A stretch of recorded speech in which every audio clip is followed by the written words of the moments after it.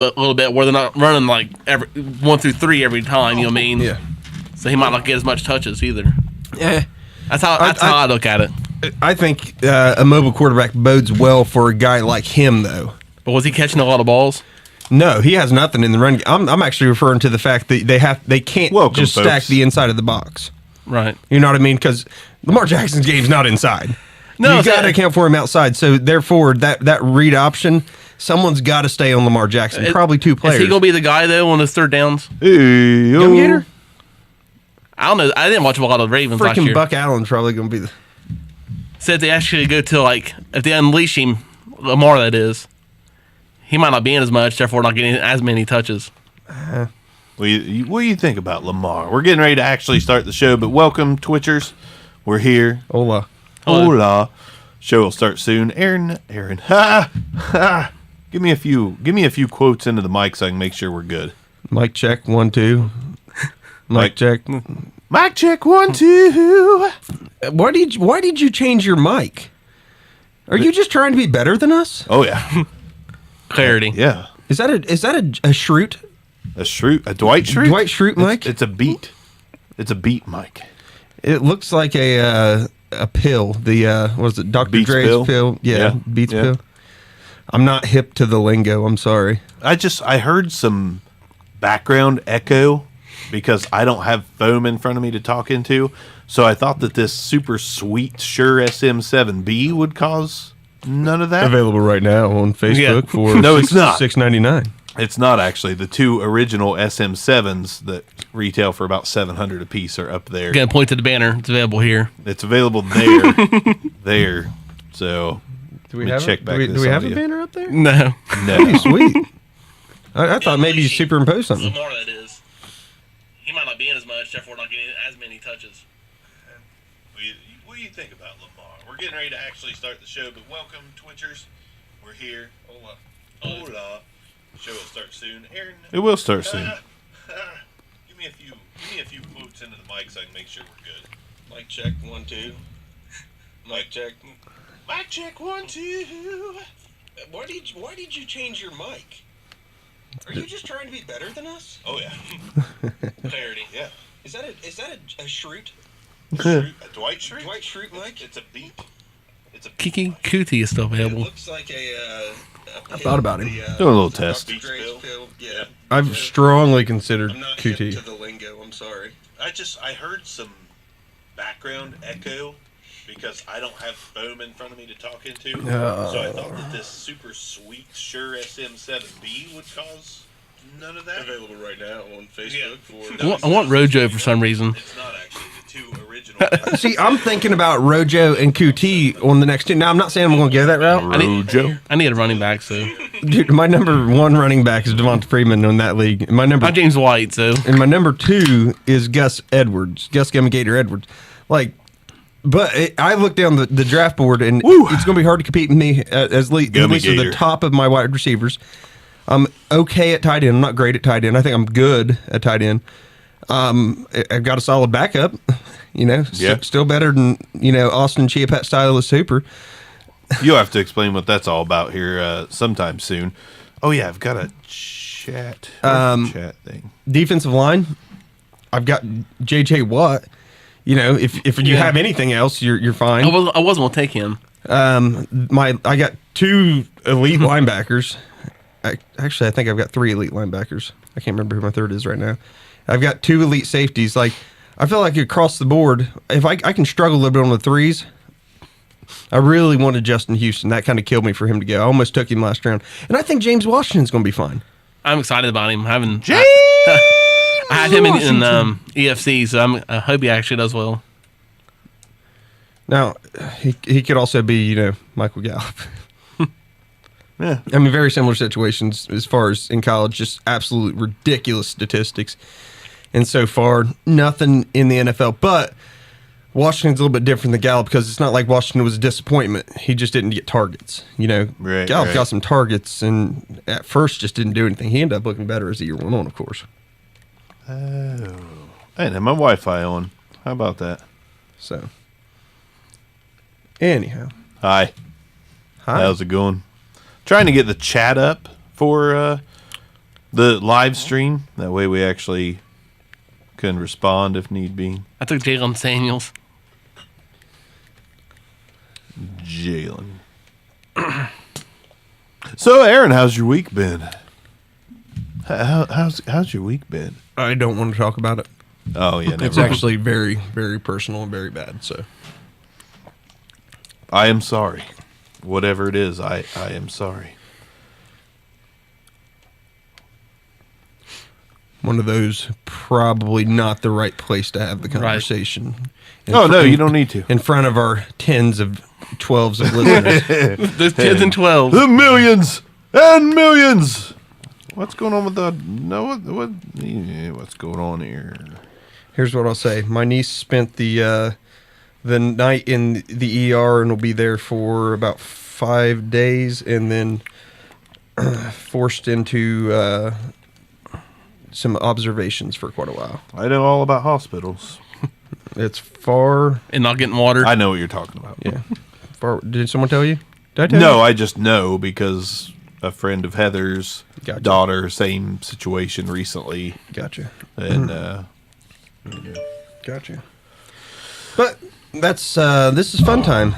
Let's have happy times. it is. If I could get this program to work for me here, it won't. My Audacity won't. It won't move. You have the audacity. Yeah, the audacity. Probably going to record or something else because this is being really weird. Really weird. I could trust just the record button to the SD card, but Yeah, do what you got to do. do what you got to do. Oh, yeah, when you got Van Der Esch, too, I was pretty mad.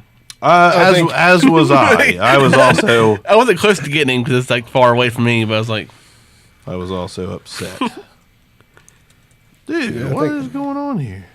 I think that one was. I don't feel like I reached on Van Der Esch. no, you didn't because at all. I think he's good enough to where, yes, I know that Darius Leonard went off the board before him, but it would not surprise me if Leighton Van Der Esch was top linebacker for like the next 5 years. At least a few, you know what I mean? I mean, if he's At least a he few. could be number 1, 2, or 3 and always be right there in the mix. Now, obviously, Leonard has some different dynamics to his game. We know that, but who's to say Van Der Esch also doesn't have that? He just also has a stud beside him. But like I said, after that, does a linebacker like sweep, so if you didn't get hit in there. Yeah. Oh, yeah. Well, I think I may have started linebacker sweep. I think that's kind of what happened there. Well, Leonard was right there, then you took that, then. Yeah. I wasn't The, going to not have him. The if I had Back to. Row Invitational League episode is coming. It is coming. And it will be a good one. May have to have Neil over for that one. Since he's already in the draft. Man, I can't remember my password for Flea Flicker. That's not good. No. Well, I don't use it on the computer. I use it on my phone. Yeah, me too. All right. I got We it. ready to roll? All right, partner. Let's keep on rolling, baby. Nobody's enjing that, I No. don't think. Get your hands up. Arms might be. I do. He might be enjoying a little Limp Biscuit. Yeah, come on. Break stuff. How can you not? Like, they're just, it makes you feel good. People enjoyed it. Limp Biscuit makes you feel good? Oh, I like Limp Bizkit. I know they were one of our most overrated bands, but I do like them. It's pretty dated, but still fine, I guess. I guess I accept that. Okay. In 3, 2, 1.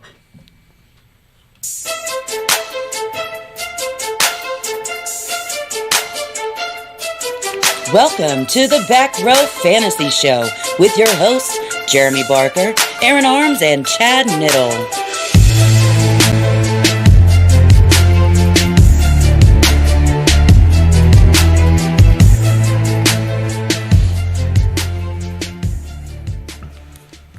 Well, Chad Niddle's not actually here, but we have Neil Crabtree, friend of the show and former fill-in co-host. He has done an episode with us.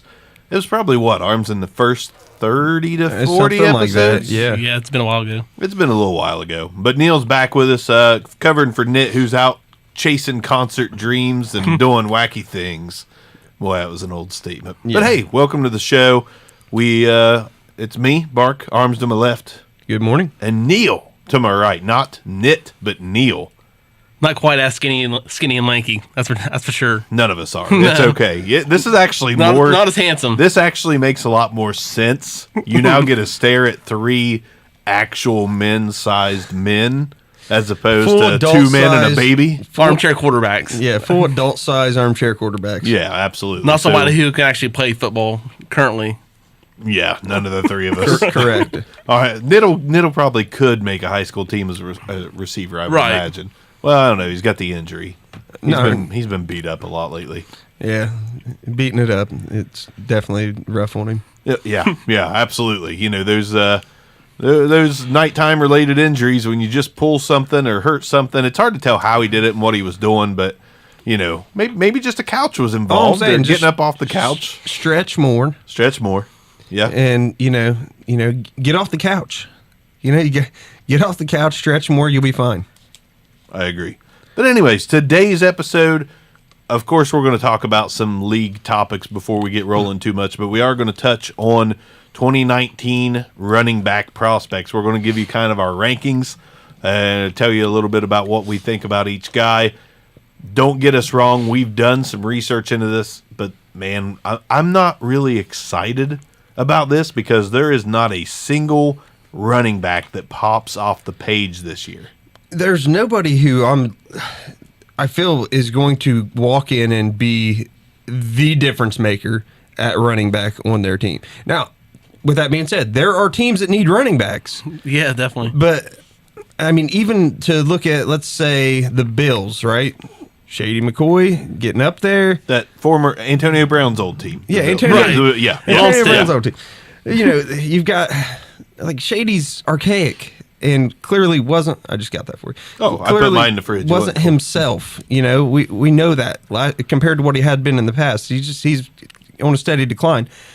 But is anybody in this year's draft like an immediate market upgrade from Shady McCoy? This is actually a first, don't you think? I think the answer is yes, but your point is well taken because it's debatable. I mean, they're going to be upgrades based on like availability. I mean, how many years have we done, fantasy football? Every year it's like 15, 20. I in mean, the- for me, it's 20. in the top some. 5 picks, you're always wanting one of the elite running backs. Yeah. That's not happening at all. Yeah, if you have Nobody. to take DK Metcalf with a top 5 pick, it's not a good draft. I know he's a physical freak. It's an anomaly. But he's also terrifying. I'd be terrified to draft him. Tom Brady beat him in what, the 3 cone? The I dude saw that. doesn't have wiggle or lateral quickness to get in and out of breaks. He's a straight line, throw it up, grab it. And this guy's going to go in the top 5 picks of a lot of dynasty drafts, and I just don't like it. I don't like this draft at all. So to think that you have to spend a top 3 pick on a running back, I mean, for God's sakes, 2 of them are from Alabama, and we don't know which one's the better one. I mean, we think it's Josh Jacobs, but it's not. I don't think that's it not was- necessarily true. There was receivers in the past few years that, I mean, maybe we missed on them, like Corey Davis, huge letdown, but there was receivers that we had comfort in. But this year's draft, you're just looking at like, man, do I take the best player available? Okay, let me Google who the best player available is. Yeah, really. Because even if you're at like 106, you're still not even locked into taking a running back at that point. No. Because the wide receivers are loaded. I mean, you're going to end up. Yeah, it's a great draft for wide receivers. Having picked 6 through 12, you're in good shape. Yes, love it. Yeah, but even still with the wide receivers, there's a lot of them. But are we comfortable with one of them being the next Odell Beckham Jr.? More No. comfortable than a running back pick, I guess. You're exactly right, Right. there. I'll take I my agree there chances as well. on DK Metcalf being the next Calvin Johnson I wouldn't even take- before I'll take yeah. Damian Harris being the next Le'Veon Bell. Yeah. DK's ones I won't even take ahead of a lot of like 2 or 3 receivers anyway. But he's still going to go like first or second. Oh yeah. Oh, I mean, people are going to fall in love with how impressive he looks. Yeah. Looks like Atlas. I mean, Yeah. rock solid. He's definitely a beast. I'm not falling for the chiseled looks of DK Metcalf, but When's the last time a guy came out looking like that at wide receiver and was successful in the NFL? we all 3 know well, okay, you said successful. Well, David Boston was successful. For a if we're minute. going to go Right, with for that. a minute. He had like a couple 1,000, 1,300 yard seasons, and then of course his body broke down. But was he that big when he came out though? I forget. That's what I thought. He was actually kind of Oh gosh, He was smallish at Cardinals when he came out. Yeah, but I can't remember. Ohio State had a guy, Devin. God, what's his name? Anyways, kind of a lankier guy. Devin Smith. Yeah, like that's the build that he Right. had. Just nothing that's you're like wow, and then 3 years later you're like, who's the tight end split out for the Cardinals?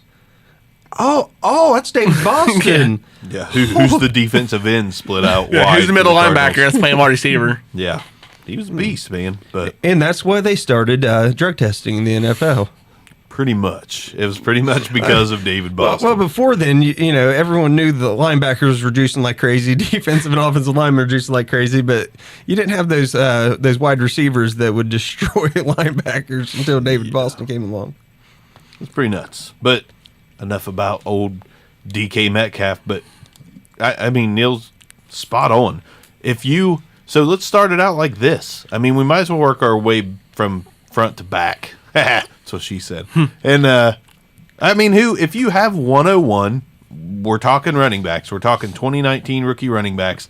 So we've got 101. What running back? Who is it? Is there a running back worth the pick? Let's pretend there is, and which one is it? Neil, since you're our guest, who is it? If you have 101 and you have a dire need at running back, who's the number one running back in this draft, pre-draft, in your opinion? Obviously, situations can change when teams draft guys. Who is it? Who is it for you? The kid from Ohio State, as much I hate it. I mean, he's not worth it. Weber. I don't. You would take Weber 101. I personally wouldn't, but he's the running back I like the most out of the. But you're at 101 and you need a running back. Trade. Pre-draft. We're pretending we don't know where they're going. Maybe Weber does go to the Jets and becomes their starter and they don't sign Tevin Coleman or whoever. I mean, not knowing the situation, I'd probably take Justice Hill, maybe. Okay. There's another testament to it. 5'10", 185, I think, Justice Hill. Not going to be an every down back. Probably not going to be a pounder, but 101. I mean maybe. The comp that I've seen to Justice Hill is Gio Bernard. Like there was a lot of excitement a few years back about Gio Bernard, but is that who you want as your starting running back coming in? I mean, Justice Hill's not like stupid fast. He's fast. He's quick, right. But he's not like Saquon fast, and he's not scary fast. He's faster than most, I guess is my point. He's just not elite speed. And then again, I mean, we're talking times that he ran times like Kareem Hunt ran at the combine. I mean, he's very similar to that. Right. I mean, but towards the top of this year's running back class in speed with a 4.5. For me, it's going to be Damian Harris. Because just body of work, you know, I know he's got a little bit more miles on him than some of these other guys just based on the years he played at Alabama. But I think his senior year averaged like almost 6 yards a carry. Like in the SEC, 6 yards a carry, adds a little bit in the pass game. Right. Give me that. I'll take that. I'm going to go Josh Jacobs. I'm going to go with kind of the norm of what's going on right now. And I'm not worried about the fact that he didn't have the body of work. I think that Alabama's kind of proven, except for the whole Tua and Tua and Hurts. That fast, Jalen Hurts.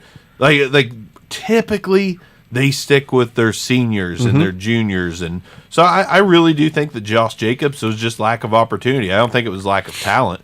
I mean, I think both those guys are going to be really good, but from what people were talking about at the combine and from what they saw from Josh Jacobs on the Alabama practice field, I guess on the practice field at Alabama, he looked like the best back on the team.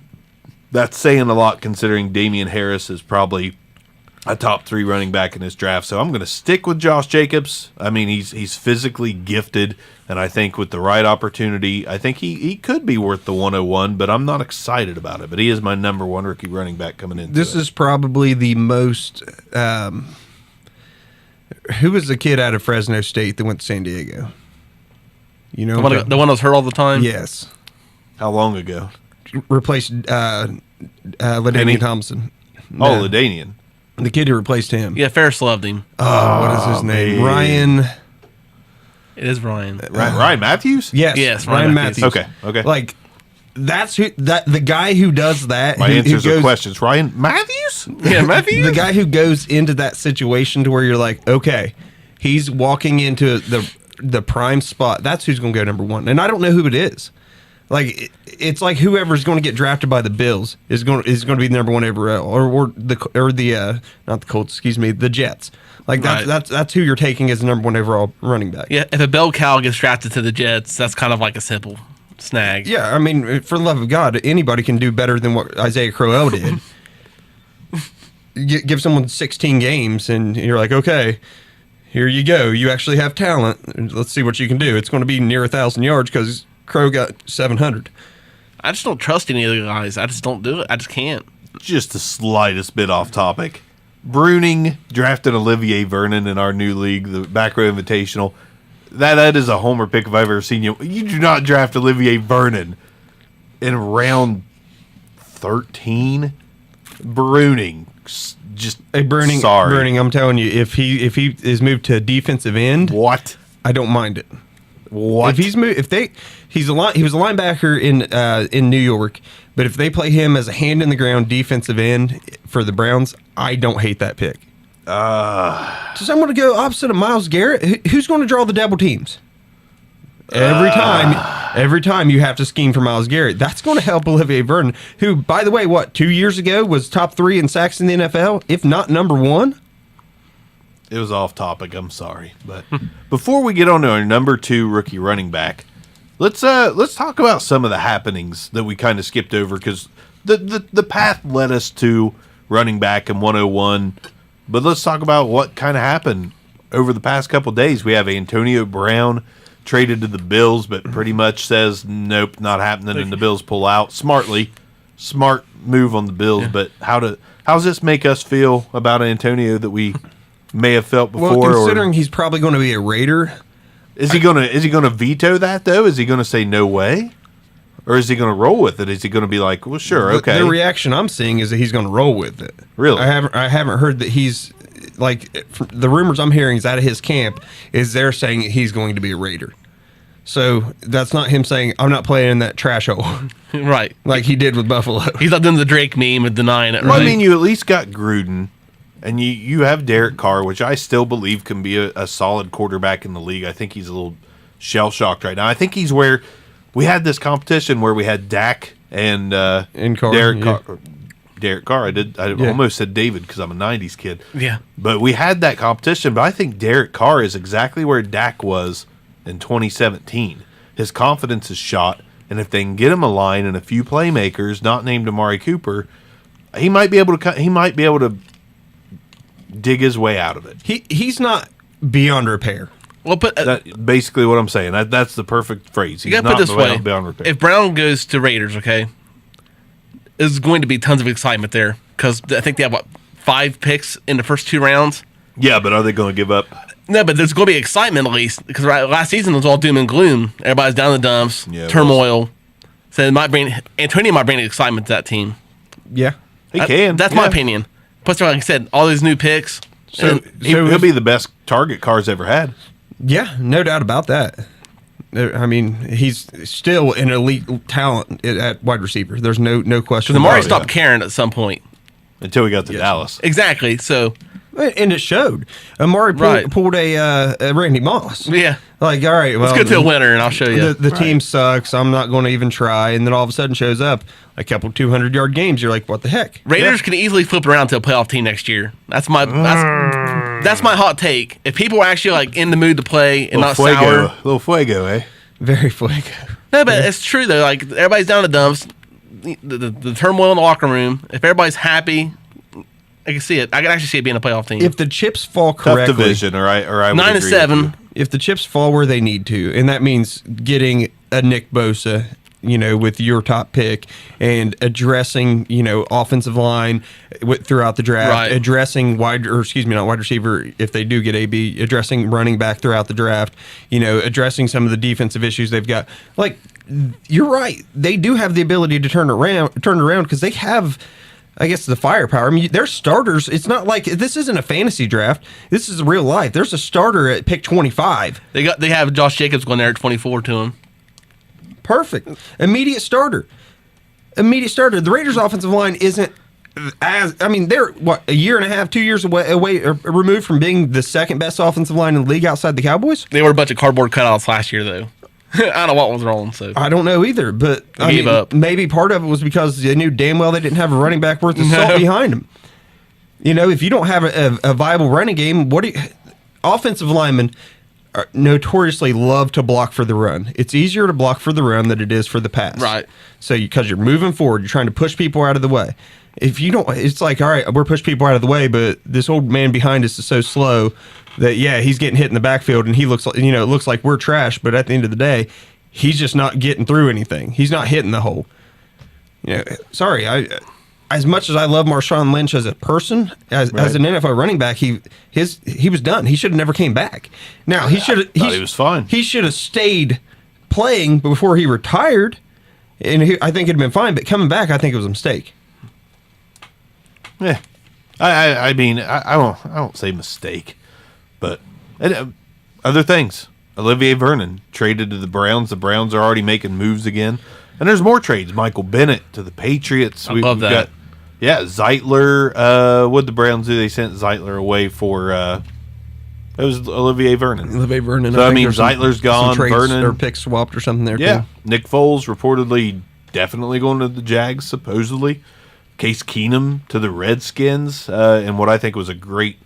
Let's talk about that one for a second. Like, I think it's a good get for the Redskins because Alex Smith is going to be out for a while. Colt McCoy, Keenum is better than Colt McCoy.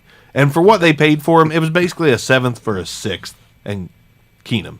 That's awesome. I mean, right. Yeah, I mean, you're scratching lottery tickets in the 6th and 7th round. Yeah, but we heard all the rumors about Rosen to the Redskins. I mean, that can't happen now. That's all but dead.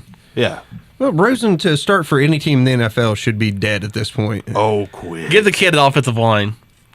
Give some weapons. Give the kid the passion to play, and I'll change my mind. Give him something. I don't think that he has the passion for the game. I'm sorry, I just never have.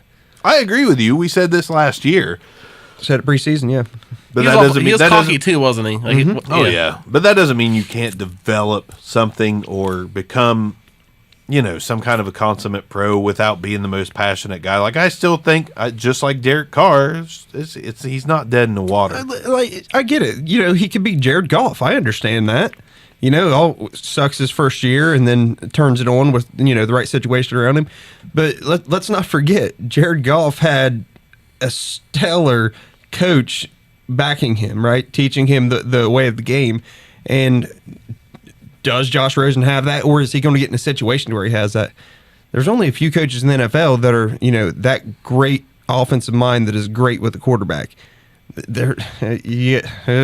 Most of them have their quarterback already. We'll just put it that way. Right, and the landing spots that they're saying he should go to is not a welcoming spot either. You talking about Giants? Well, for Rosen, generally, if he goes to Giants, yeah, he's going to be on his back. Yeah, and we're talking about a kid, rookie, sacked a lot.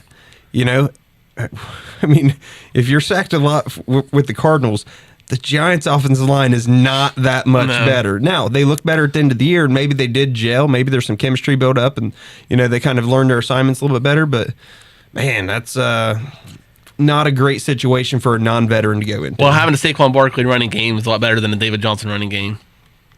That's a lot better. That's a lot better than a quarterback. Yeah, but David Johnson's not trash. He's not. Let's just they used him wrong most of the season. I mean, that was an issue. But when has David Johnson really been like a high volume guy? Like even in his year before he got injured, his volume was a lot closer to a Alvin Kamara than it really was like what a Saquon Barkley did. Well, his stats from saying that year was it 16. It wasn't ridiculous. Correct. I don't think he broke 1,000 yards on the ground. He had a lot in the passing game. It was close, like 80-some passes, maybe. Yeah, I think he did. I don't think he did. I'm serious whenever I tell you his numbers were very Kamara-like. By the way, he came back from injury. Then system was changed. Switch of OCs.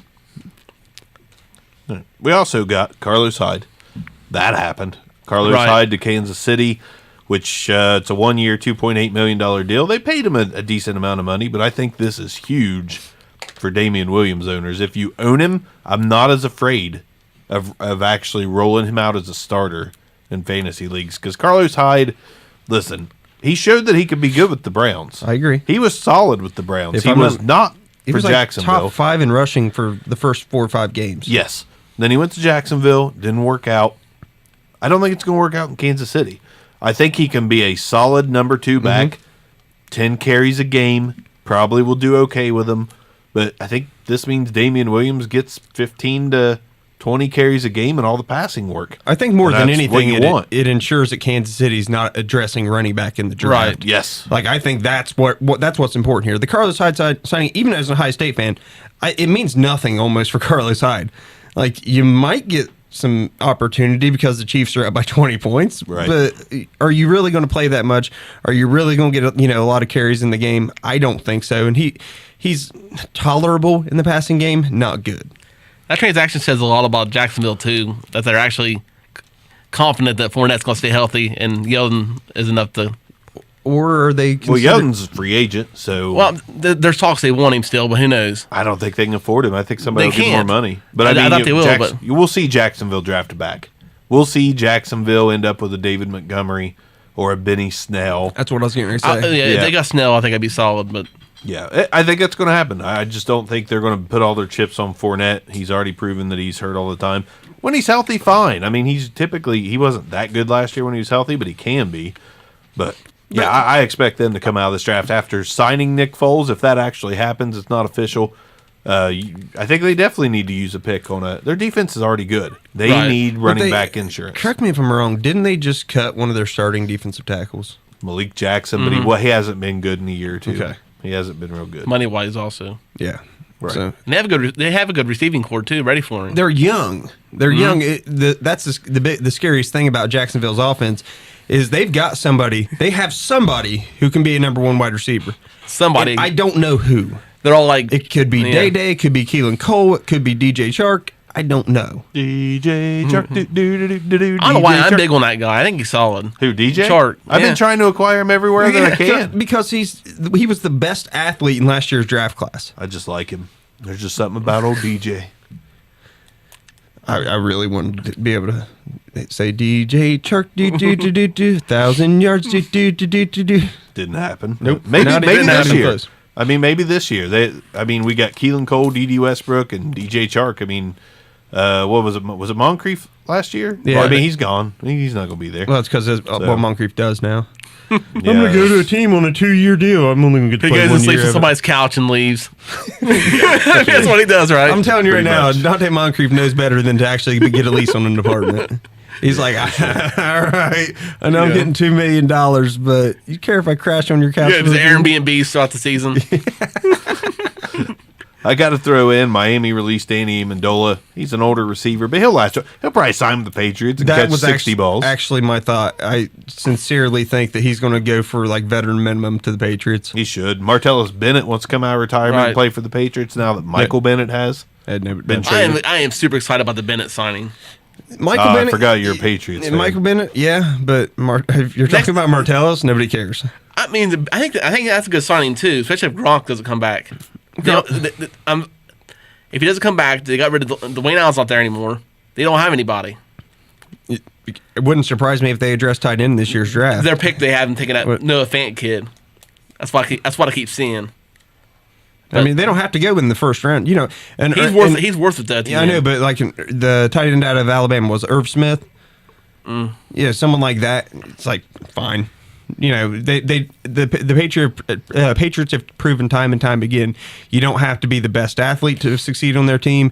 You don't have to be jumping off the page statistically in college to succeed on their team. You can just show up, and Tom Brady, terrific Tom, is going to make you successful. Know how to run a route and catch a ball.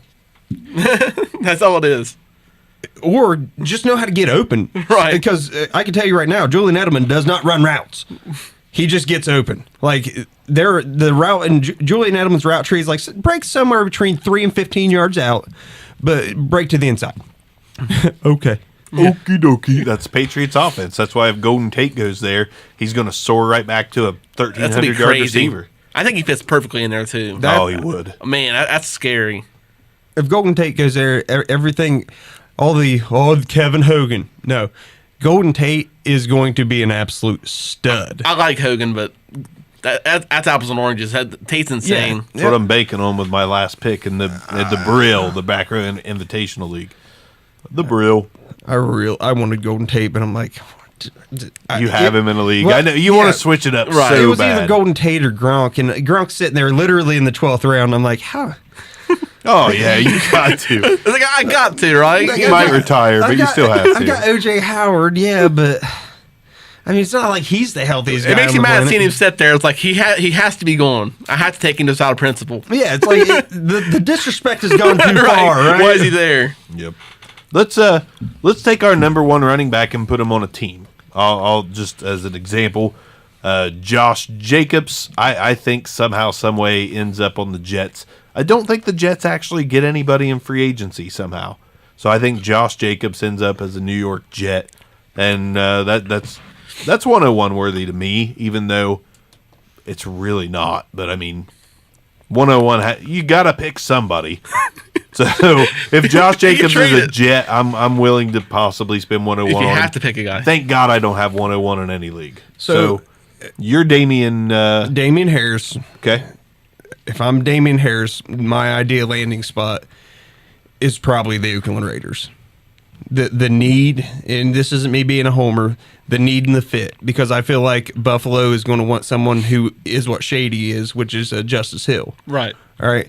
And Damian Harris is the type of guy who can go in and be a lesser version of Marshawn Lynch in his prime.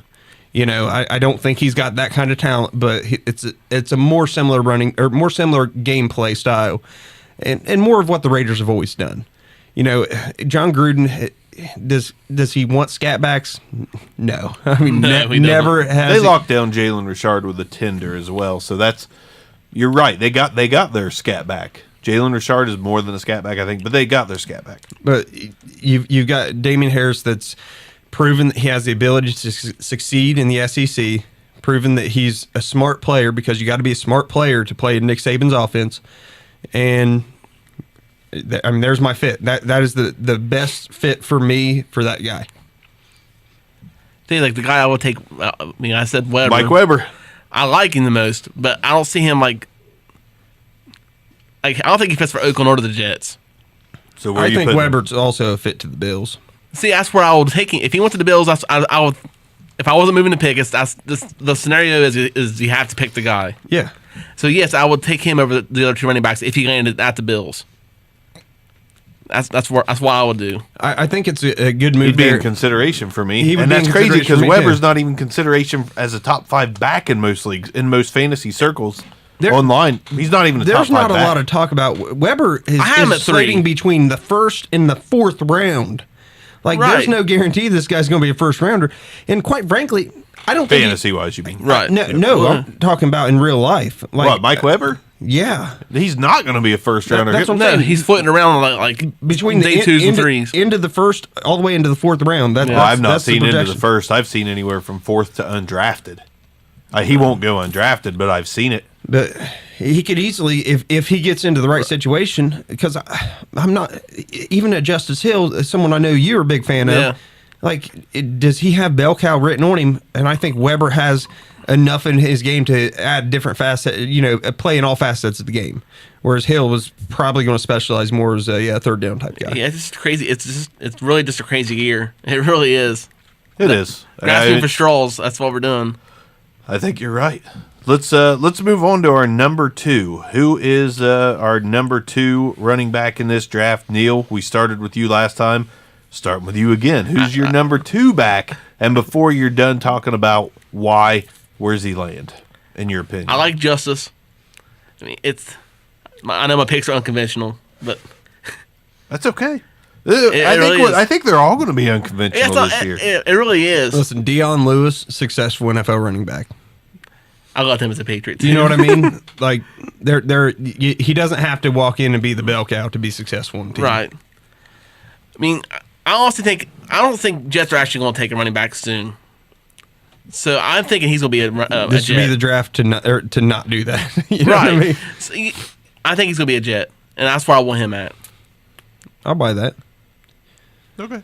I mean, the Jets are getting someone. Eventually they're going to get somebody. Yeah. I'm going unconventional on my number 2. My number 2, this is a scary one, but number 2 for me is Rodney Anderson out of Oklahoma. Mm-hmm. Injury concerns, like it is going to be scary if somebody takes him as a top 5 pick in fantasy drafts, because the dude has missed more games than he's played. Mm-hmm.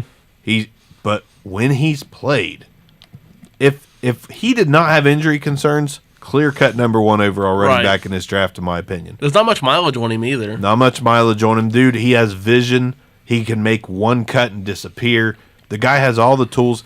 He reminds me a lot of another Oklahoma guy, Joe Mixon, without maybe the patience behind the line. I think he likes to cut and get going quicker, but he's got a lot of similarities to Mixon, and if he could just stay healthy, he's definitely the top back in this draft for me. Unfortunately, he can't stay healthy, which would give me reservations about picking him at all in the first round. But I'm a gambler this year on such a crap draft when it comes to offensive talent for fantasy, because there's wide receivers, but are they going to jump out of the gate and be great from the get-go? I don't think so. So Rodney Anderson, to me, I actually would spend a top 5 pick on him as long as he landed in the right location. As far as that location goes, I think we might see him as a Chicago Bear. There is a reason why Bosa's will go probably 116, 115 in those fantasy drafts this year. Mm-hmm. Yeah, because it'll be worth it. Yeah, exactly. It will be worth it. So my number 2 is going to be Josh Jacobs. He's going south though, even further south than Tuscaloosa. He's going to Miami, and he's going to be the all-around back. I don't like it. No. I don't think Balaj. I'm a Drake guy. I get it. I don't think Balaj is the answer. I think Drake's more of a speedster kind of guy. No. When Drake got opportunities, I thought he was really solid. I get it, but he's not. I don't like this year's draft class. And very well documented on our podcast, right? But I feel like Josh Jacobs is a more complete back than Kenyon Drake. So they're going to address it with Josh Jacobs, and that he's going to move into that starting role. Now, here's what I'm going to caveat this with: it wouldn't surprise me if he got rojoed. Okay. Never know. So he goes there in, maybe the first round, maybe in the second round, and doesn't play much because Drake catches fire. That wouldn't surprise me. Well, Balaj looked pretty decent. I think that's where Jacobs Balaj looked pretty decent when given a chance at the end of the year. Those guys are both young, and I believe they re-signed. I want to say they maybe they didn't, but I want to think there was talks about Sonoris Perry is who I was thinking. Right. But they have so many needs. I don't think they'll be in the range to draft Jacobs. They don't have a freaking receiver on that team. I mean, Kenny Stills is a solid receiver, but they need a couple more. They can't bank on Albert Wilson being 100% You're asking healthy. me to put a running back on a running back needy team, and that's what I'm doing. I'll end it there. I was just saying. That's what I'm doing. I'm a Miami fan, Listen, so when I call one to the Raiders, you get at least 3 minutes to rebuttal. I'm not saying that would be the right decision, but running back needy teams, quarterback needy teams, they're on the list. They're on the list, Miami's in trouble. Yeah, they're not. I can turn it around and make the playoff this year. They're not a Raiders. Yeah. Boom. Okay. So next guy.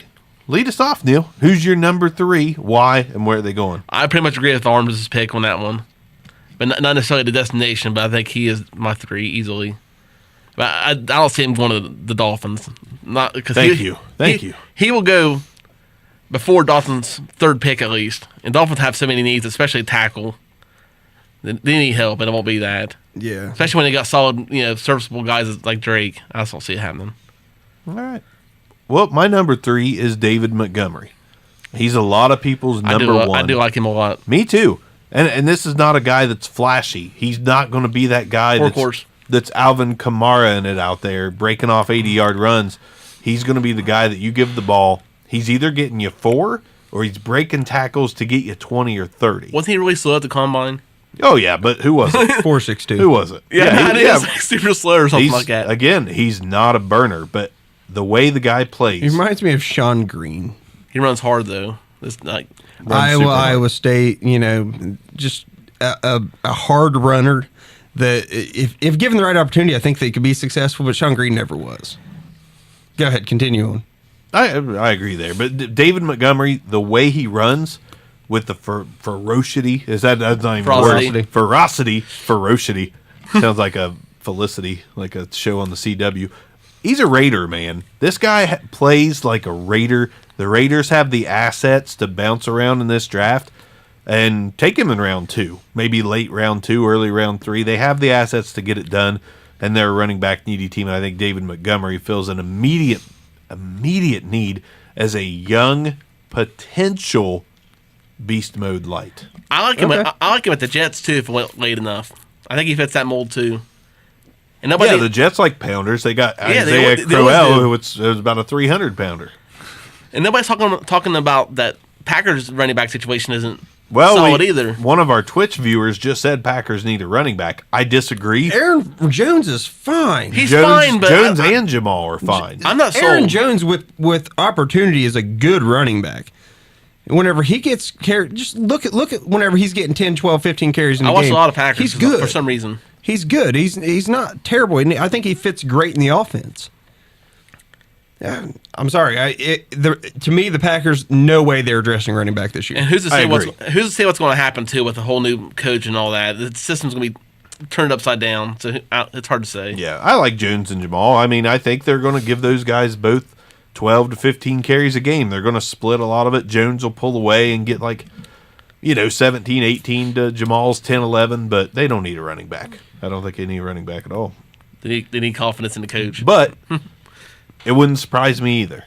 It wouldn't surprise me either if they traded one of those guys, recouped like a 4th or 5th round pick and took a running back in the 3rd, because there's going to be a lot of running backs available in the 3rd and 4th. So wouldn't surprise me. I mean, why not? The Packers, what all do they really need? A little bit of defense. Front office was their biggest need, of coaching and all that. So my number 3, gonna go with Weber, homer pick here. I'm not a Ohio State fan, and so it's definitely a homer pick for me. But I'm gonna go a little bit, out of the realm here. I'm going to go with the Houston Texans. The Texans have an aging Lamar Miller. We don't know what Donta Foreman is, right? He looked pretty solid in college, but obviously injured. And you need someone who's durable, reliable, fast, ability to catch the ball out of the backfield, pretty good in pass protection. He's a pretty darn good compliment. Oh, by the way, they run a lot of spread down there in Houston. He comes from a spread system. I like Mike Weber going to the Houston Texans, and if he does, he's right there in your eligibility for that number 1 overall pick. Nobody had confidence in Lamar Miller apparently in our draft either. He just kept falling and falling and falling. I think he's going to be drafted out of a job this year. I don't know if he'll be drafted out of a job, but someone's going to take it week 5 or 6 from Lamar Miller. I'm also not confident in Lamar Miller's health. I never have been. Don't like Donta Foreman? I personally don't. I honestly don't. I do. The guy's, has he played yet in the NFL? I miss the days of Texans having the Demario Davises and all that in the world. Alfred Blue. Yeah. All right, just someone else to get 115 yards in a game. Good old Alfred Blue. What number are we on here? 4. Okay, I'm going to give Damian Harris that number 4 slot for me. He does not deserve to fall out of the top 5 as far as running back prospects go. And, he was the bell cow for a very good Alabama team, and he definitely looks better than some Alabama backs of Ghost's past. I think he can be a really good starter in the league. I think the team he goes to is the Bills. We're going to be crossing these teams up so much. We're going to hear the same names, but Bills for me, Damian Harris, you cannot roll. Is there any news on LaShawn McCoy? I've heard nothing all offseason we just on talked that about dude. that. Nobody knows at anything. all. And who else is on their team? They have the. I don't know. Do they still have Mike Gillislee? That's no. They have. Honestly, that's what you look at with Buffalo Bills. They have the dude that's played for the Jets and Saints. What's that guy's name? Chris Ivory. They have Chris Ivory. Great. Great on you, Bills. You need a running back. Damian Harris probably be a pretty good one and a good piece to slot in with that growing young team. So I like Damian Harris to the Bills. Damian Harris to the Bills. running back needy teams all day long. We're going to hear every single one of them. Neil, number 5. Neil's on 4, I think. Are you on 4? Because I'm not. I'm just going to hit 4. I've only done 3. It doesn't matter. Well, either way, I'm copying Barker's 3rd pick. You're talking Damien Harris to the Bills? Yes. Okay. Cheater. No, it's. Hey, just copy of me. Just don't make it look It's too also. obvious. It's like I don't. I've got a better player to go to the Bills. No, I don't like the Alabama running backs that much. I don't know. I don't trust them. They're not great. I mean, it's this draft class. I don't know what they're going to be. I have a better fit. He didn't do a lot this year, but if we roll the clock back to 2017 and we look at what Bryce Love did for Stanford, he's going to fall a little bit in the draft because he didn't do much this year. He's banged up. I think he's a Bill. If you look at his game, the way he plays, it's very shady-ish, right? I don't know. I think Montgomery better than that because I watched a lot of Alabama. Me too. That's what I'm saying. And I watched a lot of Alabama games. And the thing is, like, it took me a while to remember, like, who was this guy that we're talking about, a few weeks ago when it was like seeing him on the draft board and stuff. I was like, who's this guy? And that's sad. As much as I watched, it never popped off the screen to me. I mean, I'm not the most 100% avid hardcore Alabama fan, but still, it's some guy I should remember. Yeah. I don't know. It's well, weird. Alabama puts running back in the 1st or 2nd round basically every year, so it's hard to keep track of them. And usually they have 2. You know what I mean? It's like, all right, you got it's Trent Richardson and Mark Ingram. All right, so Trent Richardson and Derrick Henry. Now it's Derrick Henry and rinse, lather, repeat. You got 2 people at a time. It's like which running back in which quarter is going to be. It's how it was, and I had a hard time. It's like it's as much as I love the game, as none of them ever popped off the screen to me. I agree. They weren't, even though not a huge success in the NFL to this point, but Derrick Henry. They weren't Derrick Henry to where both Scarborough even. Yeah. To where it's like. He was a superstar. Yeah. And for Alabama, both those guys were superstars. Trent Richardson, superstar. Ingram, superstar. Nobody you're not looking at that right now. I mean, it's insanity. Like I watched as good as they are. I've seen Montgomery putting all that play, and they've impressed me. And a lot of these guys that they have as 1 and 2 and 3 spots, I'm not an expert. I'm not a scout expert. I'm not perfect, but I don't agree with them. I just don't, and I don't trust it. So my thing about Bryce Love is he your 5? Well, actually, I have him as my 4, but I like Bryce Love. I like him more than the Alabama guys. He doesn't have a. He has the ability to catch the pass. He didn't do a lot in the past game. I think that's where it could hurt him. What have we seen out of him in the passing game? But he's fast, man. He's a 4.4 guy. He's not big, but once again, they're trying to replace Shady McCoy. If that's the route that they're trying to go, I think he's a good a good near 1-to-1 replacement. Plus, Josh Allen needs a dink and dunk target. And he's pretty good for that. Correct. Not the guys I can't remember. I don't think he's Gio Bernard. You know what I mean? I don't think that he's someone who's going to kind of flounder in the NFL, have flashes of success. But gotcha. Did somehow I start off 4 instead of going to Neil? Is that what happened? I think that's what happened. That's what happened. All right, so I'll go with 5. 5, one of my favorite running backs in this draft. Not in contention for 101 in my opinion, but if he gets drafted the right team, we might think about it. Devin Singletary, the Florida Atlantic, to me, is a guy that could be this year's Kamara. I really, really believe he could be this year's Kamara, and I think the perfect fit for him is a team that has never, I won't say never, but the Baltimore Ravens look for a certain type of running back, and that's going to change with Lamar Jackson taking over, with this whole team going to a whole new kind of offense ran through Lamar Jackson. I think Devin Singletary is the perfect weapon to be in the backfield with Lamar Jackson, to where if either one of those guys, if they play a little option together and play a little bit of the screen game together and do some trick plays with Lamar Jackson and Devin Singletary, it's going to be really hard to keep track of that offense. I think Singletary is the perfect pickup for Baltimore. Will it happen? I don't know. That's what I think the best fit is for Singletary. But if Singletary goes there, I'm trying to trade into this draft because I want him. Really like me some Devin Singletary. Do you have any picks in our main league? Not till the second round. Which that's not really that bad. You're probably going to get the best running back in the freaking draft. I don't Second round. I don't even need a running back. That's the point. I don't either. But yeah, if I had a top 5 pick, I have no idea what I'd do with it right now. I'm really happy with my team. I might go Nick Bosa. Just for fun. Hey, I need him. I traded off the original Bosa for a first. So I feel like you got shafted. I don't know, man. He didn't. I know. Kind of regressed. But my God, I mean, what are you getting in this year's first? You know, it's scary. So, all right. So you hit the 5. Who do you got for 5? 5 to Neil. I don't know where I would actually put him at, but probably I like Benny Snell. It's hard to say where he'll actually go. Snail Olympics. Maybe. But as far as a player, I like him, but I don't really have a spot that I would like to see him go to. That's a kid I like, though. That's the craziest part about this draft. Our rankings are going to be all over the place, and everyone else's are too. I've seen Snell left out of the top 10 in some people's rankings, and I'm just like, I can't argue it. I can't hop on Twitter and be like, what the heck are you thinking? Because I'm leaving guys that people have in their top 3. Yeah, it's like, as my 7 through 10. I mean, it's just nuts. It's like Holyfield, for example.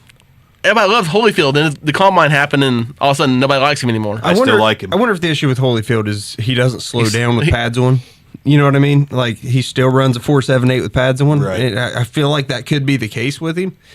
But he was scary in the Georgia games. He's scary in a beast mode sort of way. Right. But not like, if he gets a 60-yard touchdown, it's because he broke 14 tackles. Like, the first 3 guys that were trying to tackle him got back up, caught up with him. Yeah. He broke that tackle. He packed his lunchbox and punched the time clock on his touchdown. Yeah, I mean, absolutely. So for my 5, I'm going to go with Justice Hill.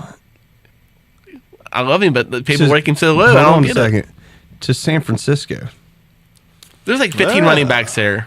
And they're all in the form. They all have like, the same form factor as Justice Hill. I get it. But I don't disagree. Do we trust any of them? No. Do you trust Jerick McKinnon? Nope. Okay, because I would have. And before he got hurt, I would have. His production's limited in the NFL. Even Mostert was still hurt pretty badly too, wasn't he? Okay. Mostert. Yeah. Breida had flashes. Mostert had flashes. But was anyone consistently good? You didn't want to start any of them. No, you were terrified to start anyone because, they could go down in the first quarter. You know, it's like, they're going to start. They're fine, and they play 4 snaps, and they're out of the game. So, I'm thinking get someone without the NFL mileage on them, get someone who hasn't taken the big hits, who fits in that Shanahan offense, someone who's, going to be able to play in the pass game, going to be able, fast guy who can catch the ball to the backfield and, run outside. Like, I feel like that's a good fit. With that being said, he could also go and not touch the field because Jerick McKinnon takes over the game. I get it. You very, very easily could fall that way. With that being said, I don't see Justice Hill as a first-round draft pick, probably closer to a 3rd or 4th. Like that. Yeah, probably even later. That's what I'm saying. Like, why would San Fran not take a guy that fits their mold that late in the draft? It's crazy. I know. We ready for 6? Let's go. All right, 6 is a guy that we were just talking about for me, Elijah Holyfield. I'm not passing on him because he ran a crappy 40 time. I'm sorry. I watched the tape. I watched the highlights. I watched the lowlights, and the dude can run the football. It's the same alleyway as David Montgomery. They may not be the same player, but Elijah Holyfield's not going to break 80-yard runs, but he's going to get 30 and 40-yard runs. He'll get you a tough 1-yarder. And he's going to get you that tough 1-yarder. Dude, the guy has vision. You don't have speed isn't everything. He's got vision. He's got patience. I like Elijah Holyfield. I can't wait till he falls to me in one of the drafts that I'm in, and I think he ends up an Atlanta Falcon. That's weird. I mean, that's weird there as far as the landing spot. I can't see him with Atlanta, but listen, Devontae Freeman is a concern. Yeah, he is a concern. He's not a definite to stay in that lead role. I think they're going to give him one more chance.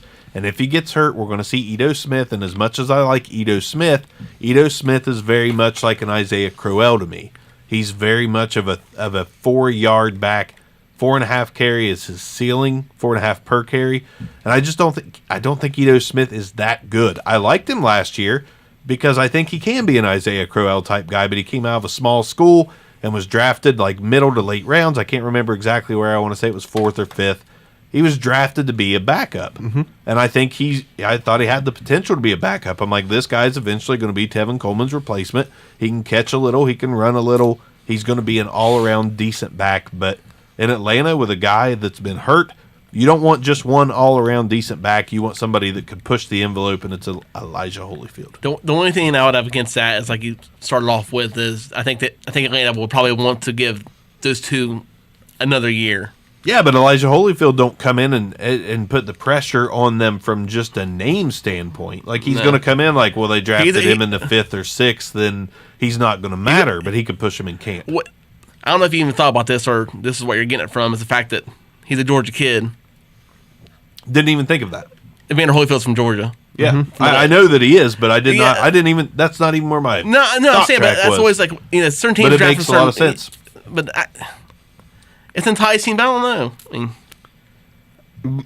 I've got the same guy in the same spot. Hey, me and Arms to a different team. Oh, he's gonna be mine too, but I won't go that route just for shake-up reasons. But we can all agree where he's located as far as ranking in the running backs.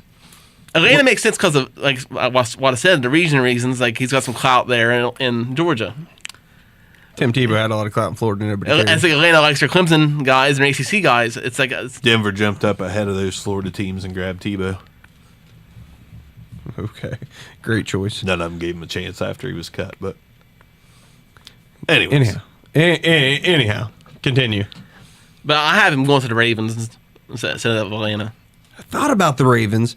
So, do you have any input as to why? Is it just the fitting of the mold of what they typically do? It's 100% the mold. He's a big beater. That's what they like. He does remind me of Jamal Lewis.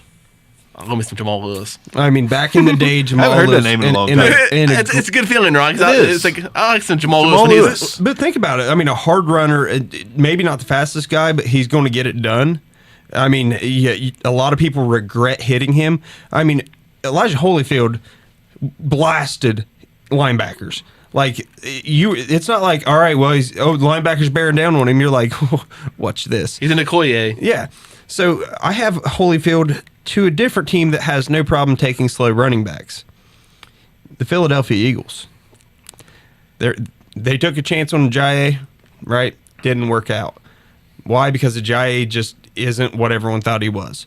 You know, a few good games does not make a running back. But I think Elijah Holyfield, he doesn't have a second gear, a better gear or anything like that, but he's a more aggressive runner. I think Eagles missed out on having that bruiser, like when they have a Blunt in the Super Bowl season. Yeah, I think Holyfield is a fit because he has he's something like a Blunt and a Ajayi together with more of a care to keep moving the rock. Like, I think as bad as I bashed him, I made the joke that I tried to upload his video from the 40 from the combine, the file was too big on Twitter. Oh, yeah. Dude, pretty good. That might be my most liked tweet so far, by the way. But it just fits what they actually need in Philadelphia. I like it. So, next. All right, number 7 for me. I'm going to go with Bryce Love. I know that he had a down year, and he had injuries have kind of held him back as well. But Bryce Love has shown that he can be a really good running back, and the landing spot's not going to be ideal. You're probably not going to take Bryce Love until the 3rd round if this happens, but I think Minnesota, I think the Vikings are a good landing spot for Bryce Love. I keep wanting to put a guy in Minnesota for some reason. You have to. I've been thinking about that too. I've really been thinking about that. Latavius is probably moving on. Dalvin Cook, he's the starter. But in the draft, you draft guys with the potential to be a starter, even if you already have a starter. Correct. Late. 5th round, 6th round. Now, Bryce Love is probably going to be a 5th round pick, and it's going to be a team that needs depth. And whoever gets him, if he gets healthy, could diamond in the rough. I mean, we talked about this guy as 101 2 years ago. Yeah. So, yes, things fell a certain way for him, and it's not going to happen. But he could be a steal. He could be one of those guys that is a 2nd or 3rd year breakout player in the NFL. from opportunity or for injury, and the Vikings are going to need some depth. Bryce Love and the Vikings, for me, just makes sense. Where do you see Love actually falling at? 5th, 6th round? 5th round. Yeah, 5th round, early 5th. Like, I think he's going to be in early to mid 5th, but it's going to be a great pickup for somebody if he can get right. See, I'm actually feeling him a little bit higher, late 3rd, early 4th. And what's the situation with the skin? I don't think some of the best running backs are going to the 3rd. What I was going to say, like, if some running backs went high, I don't know. As I said, I have him at my 4. You know what I mean? Like, as a 4th guy coming off the board, 4th round, it might be because of a running back start. So, what were you going to say? I was wondering what the actual situation is with the Skins running back committee. I mean, like, the thought is Darius Geis is the man. Geis, and is Thompson? Is P. Ryan still there? P. Ryan's still there as of right now. They really don't need. P. Ryan needs to be a free agent. That's what I'm thinking. I feel like he has the ability to actually contribute to a team. I haven't been caught up on Thompson's contract, so I wasn't sure about that one. I'm not sure on his either. I think he's a restricted free agent. I believe he's still under contract. I was wondering about that because I didn't really know how much depth they actually. I'll look it up as you're talking. Had. So, do you want to go ahead and go with this one? Probably Travion Williams. Okay. Nobody's really talked about him at all. And I really do like him. Stoops would like that one. Our good friend Chris Stoops will love that one. I actually would like to see him go to the Chargers. Interesting placing. I mean, that's where I like him at. And Melvin Gordon's not exactly like, I don't trust. He's not a pillar of health, no. Yeah. But Austin Eckler, they still have him on a rookie contract, if I'm not mistaken. I think this is his last year. I might be wrong on that. I mean, are you excited about that, though? Productive? Eckler's not trash. He's definitely not a cardboard cutout. There were times whenever you have Eckler on your if you had to start him because of an injury, you weren't disappointed because of it.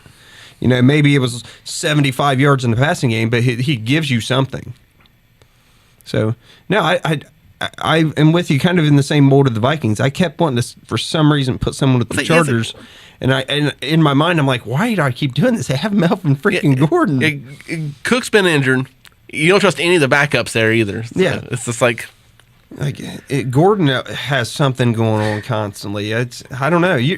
I can see that because you don't stop drafting running back just because you have running back. You've got to have somebody to replace him eventually. This is the last year of Thompson's deal. Okay, just by the way, but like with the Chargers, okay, or if any team, running backs are just a rental. Mm-hmm. They really are. And Rivers, a lot of the success has always been with the catching running backs. Yep. Absolutely right. Thompson's got 1 year. 1 year. So to that point, I don't think they will be drafting. I was thinking about the Redskins with all the health issues down the whole squad. And P. Ryan's a bum. See, I don't think P. Ryan's a bum. I just think he just has a complete lack of opportunity. Like I feel like if he had 20 carries in a game, it would probably surprise you. I don't think get tore up on this, I understand it, but I don't think P. Ryan's any worse than Adrian Peterson is right now. And I don't think he was last year. I just feel like it's like, all right, we signed AP because we had guys, we thought he was the man. He gets hurt. We go ahead and sign Adrian Peterson. Pleasant surprise. But I think P. Ryan would have been fine. Now, does he offer a lot in pass game? No. Neither is Adrian Peterson, though. Thompson, like, it's hard to say actually how good Thompson was as far as actually a running back, or just he's a terrible running back. He's just a fancy product. Great pass catcher out of the backfield. So my next man up is actually going to be Benny Snell, and you may have put him at the Bears. Did you put him at the Bears? Is this 7? Are we switching order again? 1, 2, 3, 4, 5, 6, 7. We're 7. Well, this is good. Might as well do a round. Just go round table. Yeah. Arms is 7. Benny Snell. Love Benny Snell. So my 7 as well. I'll throw that in there. Okay. So sweet. Love. I'm putting him with the Bears because with the kind of predictability that Jordan Howard's gone. Yep. Right. I'm not even going to talk about mine. I agree with you 100%. Snell to the Bears. Howard gets traded to Tampa. Go ahead. What about Cohen? Cohen is a third down back. He's not. He's more. He's not. Guys, yeah, he is. He's like 120 pounds. Like, no, he's not. No, he's 170 though.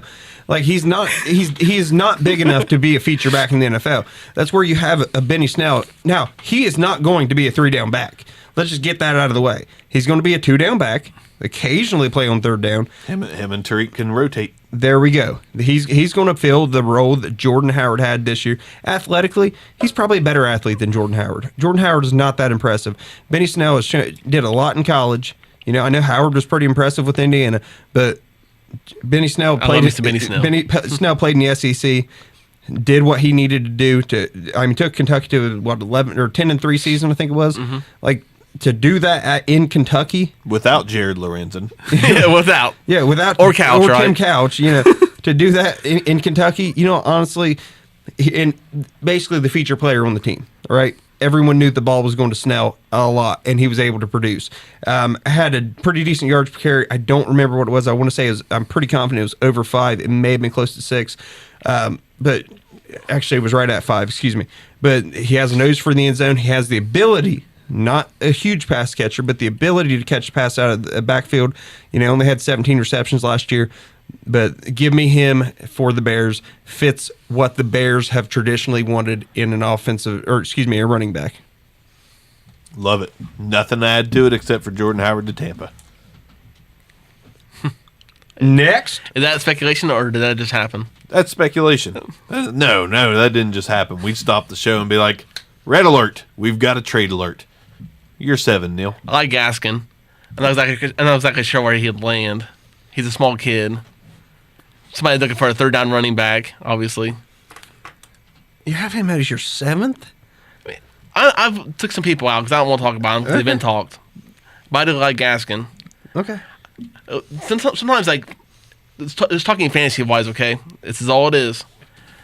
If you need, say, a guy just for a bye week, if he's going to be actually a third down running back is catching balls, I'll take the 7 or 8 points. Instead of a guy who might get 10, 15 carries that's averaging 3 to 4 yards a carry. But I see Gaskin as such. I mean, he's not big. He's 5'9". Right, he's a very small kid, but he's fast. He's 193. But fast. He runs a 4.53. He's not like a 4.4 guy. You know, his game to me, and I'm not hating on the guy. Right. I'm not hating on your pick, but to me, I'm just sitting there looking at it like, how does he translate to the NFL? Is he even athletic enough to be what teams are looking for in a third down back? And I question that a little bit. I can understand that. It's just a guy I actually like and I've seen play, and I think he can find a home, but he's not going to be a 1 through 2. Maybe I don't see that happening. He averaged like 4 yards a reception too. Mm-hmm. Like he is a dink and dunk. You know what I mean? It's not like he was doing a lot with his reception. No. He averaged 4.9 yards a carry. I mean, against an absolute. Name a defense in the Pac-12. None of them are worth a crap. There we go. If you average 4.9 yards a carry and 4 yards a reception, are you NFL ready?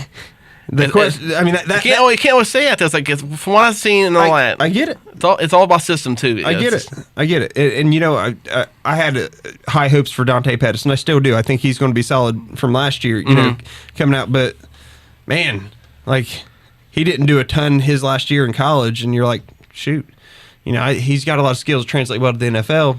He didn't do anything this year. No. He gets rose-colored glasses. Number 8, Arms. Number 8. Shoot, I'm not prepared. You want me to go? Because I've got it lined go. up. All right, number 8 for me, Justice Hill. And I think this is another guy that could be very Kamara-like. You know, we kind of tend to take an explosive playmaker that's a little undersized and be like, he could be Kamara. He could be. Everybody likes a PPR guy. Everybody likes a PPR guy. And listen, I know that they just signed a guy off the street, and I know that I was saying like they don't necessarily need a running back. But Kansas City's going to see this guy fall into their lap at some point in the draft, and they're going to see a Jamal Charles-like opportunity with Justice Hill. If Damian Williams don't work out, Carlos Hyde is truly washed up. Justice, he could be a guy that could spell both of them, and they could come out with this 3-headed committee. I could totally see Kansas City doing after losing Kareem Hunt. Don't get me wrong. I like Damian Williams. I like him a lot. I think he's going to be just fine. I think he's going to be a top 15 running back in the league because of the team that he plays on and because he showed a little more burst than I have ever seen him had last year. But Justice Hill, to me, is a good fit for Kansas City. I don't think they can just rest on these veterans. 27-year-old Damian Williams, 29-year-old Carlos Hyde. Damian Williams has been bounced around the league. Carlos Hyde been bounced around the league. They've got to take a chance. and grab somebody that could make Patrick Mahomes look that much better. I didn't realize that Williams is that old. Yeah, 27. I mean, he played with the Dolphins for years. And he was terrible. He was terrible in Miami. He had his moments as a goal line back, but he was not good. And last year I saw him with the Chiefs when he started playing. I was like, he did not have that burst in Miami. That dude has done whenever some you watch work the in the fish smell gym. off of him, Oh, jeez. it makes a player typically better. Just saying. He did not have that burst. That dude has put some work in the gym and really upped his game. I believe in him. I'm rooting for him, but Justice Hill to Kansas City is a good fit for me. 9. Who's number 9? I don't have a ninth one. Or wait, currently. 8th. I'm sorry. Or eighth one. 8th.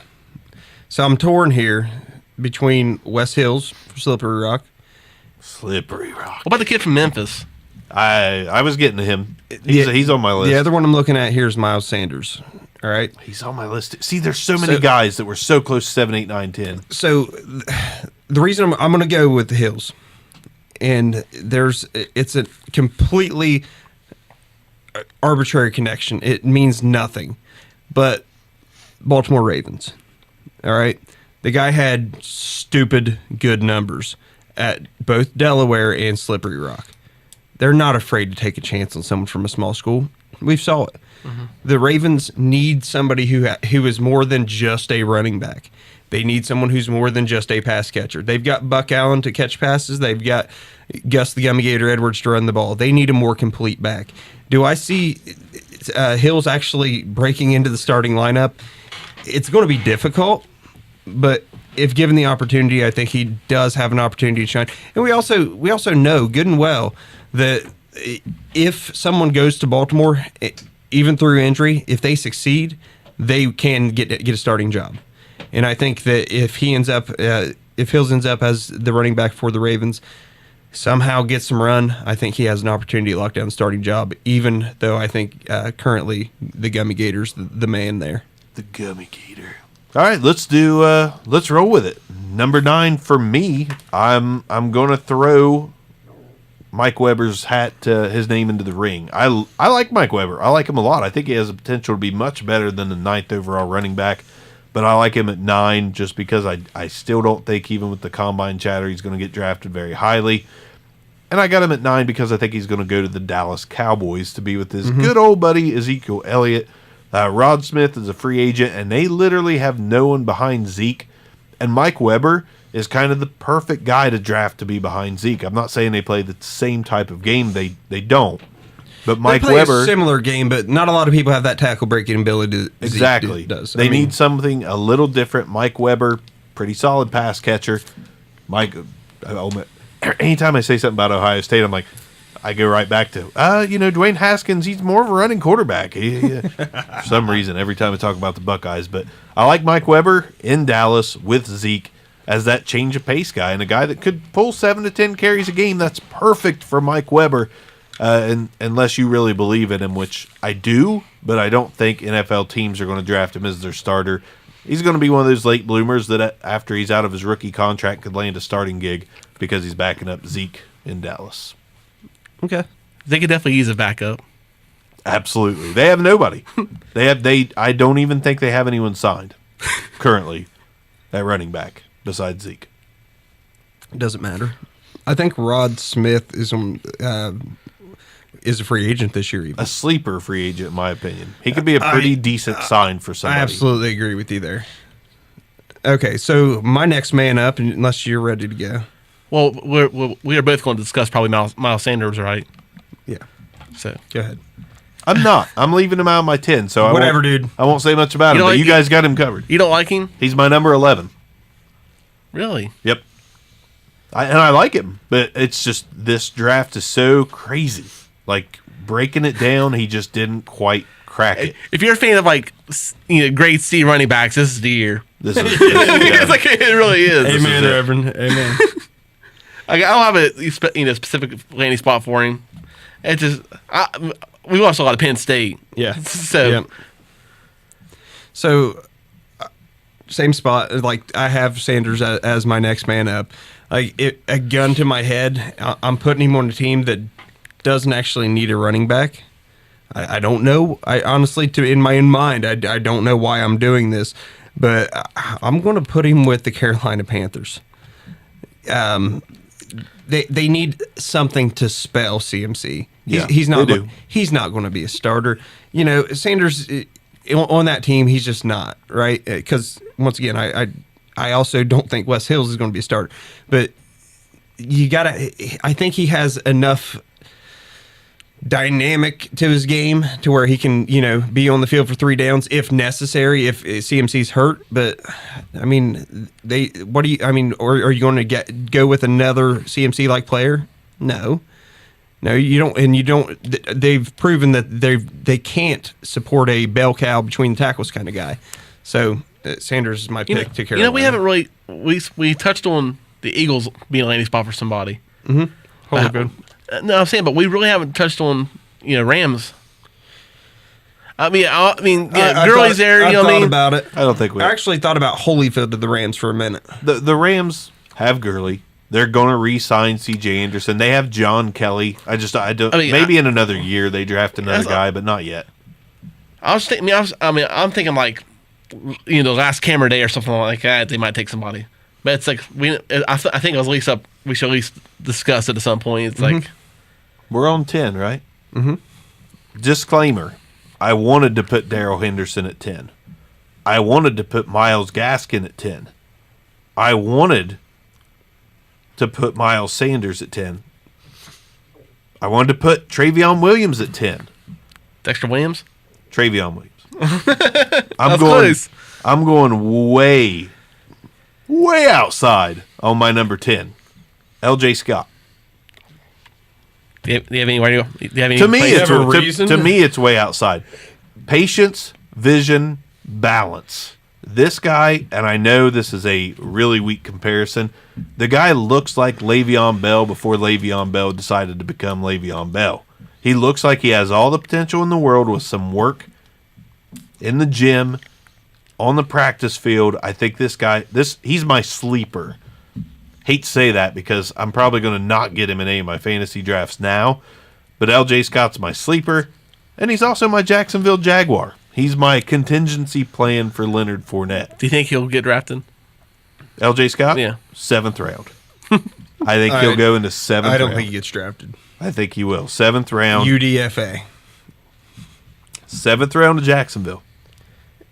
Bring it on down to Jacksonville. Jacksonville, they do need someone who is capable. But call it one of those Fuego hot takes. I'm not sure it's LJ Scott. If he went to Jacksonville, I guarantee you he's going to be drafted in our fantasy draft. Oh, yeah. Oh, absolutely. Yeah. Probably way earlier than he should be. Listen, if Way there's too early. any year that you put more stock in situation than ever at the running back position, when it comes to 205, let's rookies, take him. Snag. Absolutely. I mean, Kalen Ballage went in the first round in a bunch of drafts. I saw John Kelly go in the first round. I looked at that. Because last year's rookie running backs was top heavy. It wasn't deep, and people needed running backs, and they drafted guys that never should have went in the first round. And LJ Scott, if he gets taken in the 7th round by a running back needy team, he's a 3rd round dynasty rookie pick, in my opinion, and one that I'm happy to take because I like what I see out of LJ Scott. He just needs to get stronger and more durable, Okay. kind of like Le'Veon Bell. And faster, have better vision. Running backs don't need to be be a harder fast. runner. I mean, Elijah Holyfield proved that. They don't have to be fast. all right. So my last man up, Dexter Williams. I do like where he's coming from. Dexter Williams going to be the eventual replacement for David Johnson in Arizona. What? Yes. The replacement? Why is he getting replaced? Injury concerns, eventually become a free agent. One injury. Hold on. Injury concerns, eventually becoming a free agent and wanted to play for a contender. Yeah. He walks. He walks on his own terms. Dexter Williams is next man up. DJ's got to prove something again. He hasn't done that yet. It's ludicrous. But I like it. I mean, I just called LJ Scott as my rounding out my top 10, so. That all depends on Yeah. if he actually landed to the Jaguars, I would agree. Right. That's what I got on those top 10 though. I feel dirty. I feel so dirty with these guys in my top 10. We're doing this. After being able to talk about Saquon Barkley in the offseason last year. Like, Yeah. I just feel gross Like you're talking after that. Last year you're talking about Saquon and you're like, Well, there is competition. There's no guarantee Saquon's going to be successful because Darius Geis could go into a better situation or this or that. But you still knew Saquon was going to be good. And this year you're like, if they get drafted by the Jets, they might be all right. I mean, people were like, they were dropping seasons and trading off, Class A players to get Saquon. Which I talked against. I will tell you, and I'll tell you right now, was probably wrong. Like if you're trading a top 3 guy to get Saquon, you were taking a calculated risk. But I'm all about I'm going to keep Zeke if Saquon's the number 1 pick last year, right? It's like I'm going to keep my known very good stud running back over a rookie that we've never seen play in the NFL yet. It's like that's like the best feeling you can have as a fantasy owner is to know your running back is not splitting carries with anybody. Correct. You're like, I don't have to worry about anything. They're 1 through 4, whatever. That's a really great feeling. Like even say McCaffrey, for example, he shouldn't be the every down back, but he is. Yeah, he shouldn't. But that's the way the NFL's starting to lean. I mean, should Kamara be an every down back? I think he should. CMC, yes. Justice Hill, if Justice Hill can put on 15 pounds without losing his speed, yeah. I think he would definitely have to put on weight. See, Kareem Hunt reminds me of, or not Kareem Hunt, excuse me. Alvin Kamara reminds me a lot of a Jamal Charles without the injury concerns. Your pick, by the way. Mine now? And the Brill. I'll get there in a minute. By the way, I looked up statistics. David Johnson, 1 season over 1,000 yards in rushing. He's only played 3. 4. One of them was a missed season. Just 3. saying. But the year he had over 1,000, was that the year he also had 80 receptions and he had 16 rushing touchdowns, 80 receptions for 879. Yeah, 7,000 yards or something. He had a stellar year, but you can't just sit. Steve Slayton had a great year. David Johnson's going to come back guns a-blazing. It's like I hope so. We discussed it earlier. Just like they had OC change in the middle of the season to Byron Leftwich, and they did not use him correctly at all. No, they didn't. All I'm saying is, so you're at year 4. I don't know if he's signed any extensions or anything like that. He could have an opportunity to walk it. He might be having an opportunity to walk this year. He could be out of the league in a year. Yeah, I mean they've got to address the running back situation at some point in Arizona, and going cheaper bodes well for their future. And I don't think they're doing it right by taking a quarterback first. And he shuts his laptop. He's like, boom. Done. Next. All right. Number 11, we're not doing because we're doing a top 10. So there you go. I'm sure we're going to hear a lot of flack for this because we left people out. I wanted to have Travion. I wanted to have him in it. Me too. I like him. Sorry, Stoops. But can I visualize a landing spot for him to be successful? It's hard to place a third down back. It's just really hard to place. Okay, I'm going to put him in Tennessee, and he's going to be a third down back. Come on. Well, after the first 5, we were really struggling. After the first 1, I'm struggling. Yeah, even a Weber. When I say Weber, I don't know who's going anywhere. And is there a complete back in this year's class? And I'll give you credit because it takes balls to say Mike Weber because he probably truly is the most complete back. I've seen him. We've all seen him in our neck of the woods. It's run over great defenses. Yeah. Yeah, but then you got the 2 Alabama kids and they killed it, but they were always fresh too. Let's also realize that. Yeah, they're shuffling 5 or 6 guys. Were they getting 25 carries a game? Never getting 25 carries a game. They were getting 10 because someone else who was equally talented was getting 10.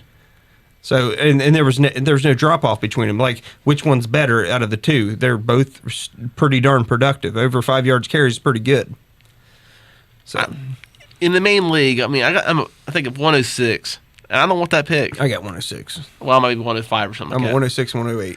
Yeah, but I don't think I want it. It's like we talked about the last 10 years, the number 1. Since you don't want it, give me 105. I'll give you 106, and you can give me back a 4th rounder. Boom, there it is. Since you don't want that pick. Let's end the show, and we'll keep talking a little on Twitch about the Back Row Invitational League that we're currently drafting. We'll probably take the headphones off, but we'll leave the mics on. We'll sit how we are, and we'll give you a little more football talk. But as far as the podcast version of the Back Row Fantasy Show, Bark is out. Good night. Good night. Peace.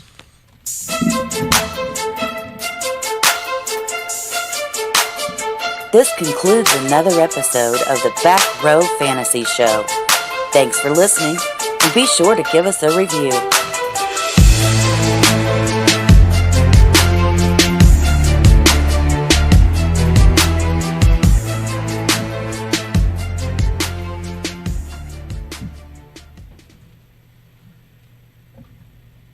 All right, there it was.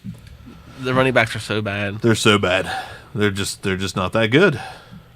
I just took Zay Jones in the Brill. The Back Row Invitational League. Zay Jones in it up. You know why? Because I don't have him anywhere. And freaking Burns won't give him to me in EFC.